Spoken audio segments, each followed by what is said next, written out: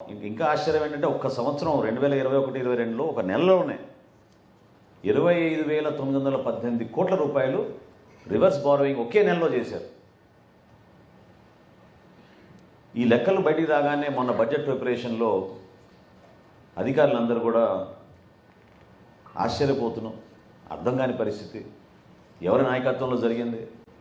ముఖ్యమంత్రి గారి కనుసన్నలో ఒక ముఖ్యమైన అధికారి ఈ వివరాలు బయటికి రాకుండా ఈ విధంగా ప్రభుత్వంలో 4 సంవత్సరాల నుంచి ప్రజల్ని మోసం చేస్తూ, రాష్ట్ర ప్రజల్ని మోసం చేస్తూ ప్రభుత్వ లెక్కల్లో 91,253 కోట్ల రూపాయలు ఈరోజు కనపడడం లేదంటే ఇంతకన్నా దారుణమైన ప్రభుత్వం ఏమవుతుందా చెప్పండి. పరిపాలన చేతగాక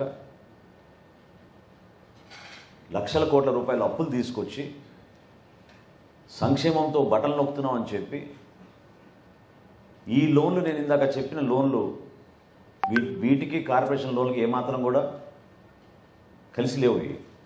ఇది సపరేట్గా క్యాగ్ లెక్కల్లో ప్రభుత్వం చూపించిన లెక్కలు ఇవి.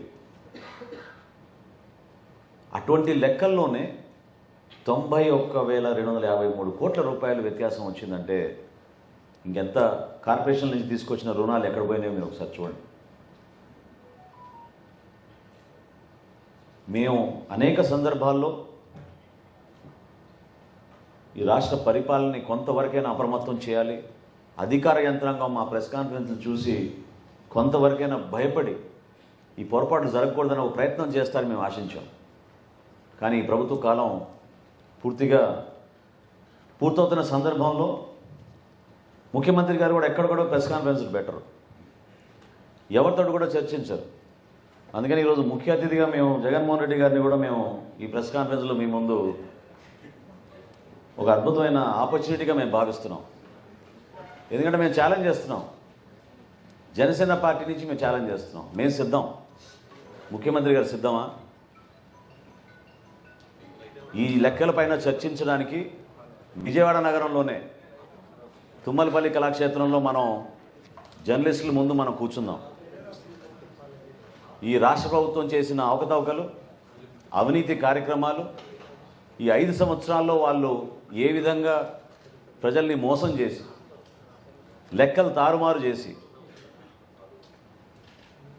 ఈ రోజున అభాసపాలు అవుతున్నామో మీరందరూ కూడా గమనించాలి.